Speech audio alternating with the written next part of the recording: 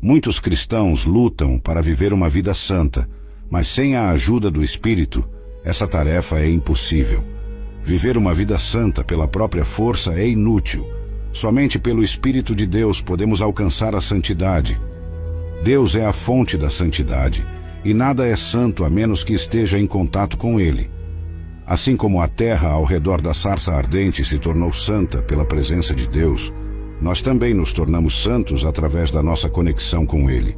Meu amigo, sua incapacidade de parar de pecar por si só não deve ser uma desculpa para continuar no pecado, mas sim um motivo para buscar mais intensamente o Espírito Santo e confiar nele para viver de maneira reta.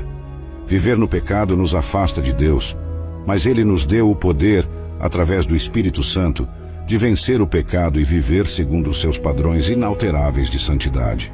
Através do Espírito Santo, temos o poder de dizer não ao pecado. Como Hebreus 12, versículo 14 nos lembra, a santidade não é opcional, é essencial para vermos o Senhor. Devemos nos afastar de ensinamentos que diluem o Evangelho. A santidade importa.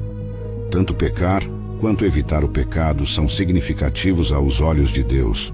A Bíblia repetidamente nos exorta à santidade. 1 Pedro, versículos 13 a 16, nos desafia a sermos santos em todas as nossas conversas, porque Deus que nos chamou é santo. Viver uma vida santa é mais do que imitar Cristo. É permitir que o Espírito de Deus habite e opere em nós. Em Gálatas 5, versículos 16 e 17, somos aconselhados a andar no Espírito para não satisfazermos os desejos da carne. O cristão vive num constante dilema entre ceder à carne ou submeter-se ao Espírito Santo, devido às duas naturezas que possui. Para os novos crentes, especialmente, é um desafio resistir às gratificações carnais e aprender a se render ao Espírito. O Espírito Santo não tolera o pecado.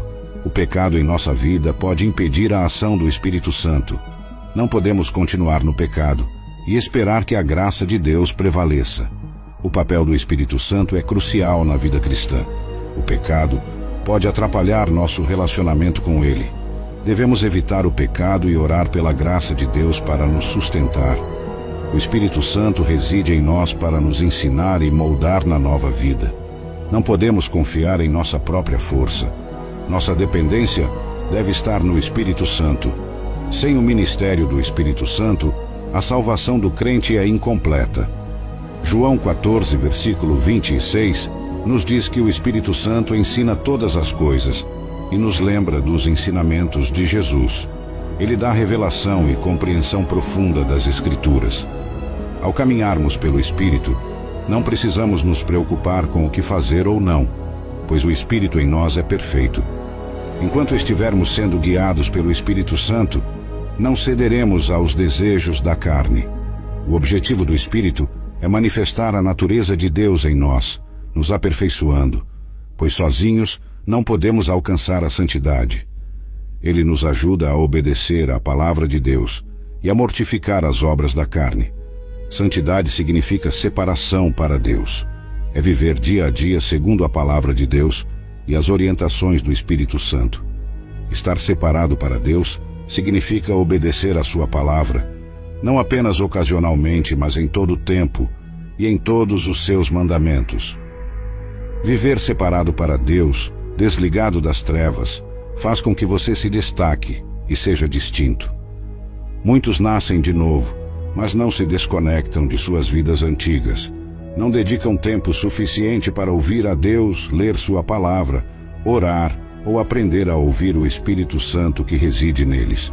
Como resultado, não mudam exteriormente, mas é essa mudança exterior que nos permite viver em liberdade. Mas o fruto do Espírito é amor, alegria, paz, paciência, bondade, fidelidade, mansidão, autocontrole. Contra tais coisas não há lei. Gálatas 5, versículo 22. Ao nos rendermos ao Espírito Santo, produzimos o fruto do amor e o pecado perde seu lugar em nossas vidas. Andar no Espírito significa automaticamente dizer não à carne. A natureza de Cristo é produzida em nós pelo poder do Espírito Santo. Se não somos deste mundo, não devemos viver como tal. Nossa natureza pecaminosa morre e nossa nova natureza em Cristo prevalece. E os que são de Cristo Jesus crucificaram a carne com suas paixões e desejos. Se vivemos no Espírito, andemos também no Espírito. Gálatas 5, versículos 24 e 25. Antes, vivíamos no pecado. Agora, no Espírito, devemos andar conforme sua direção. Recebemos o poder de viver sem pecado. Mas isso só é possível quando estamos conscientes do Espírito dentro de nós e intencionais em permitir que ele nos guie.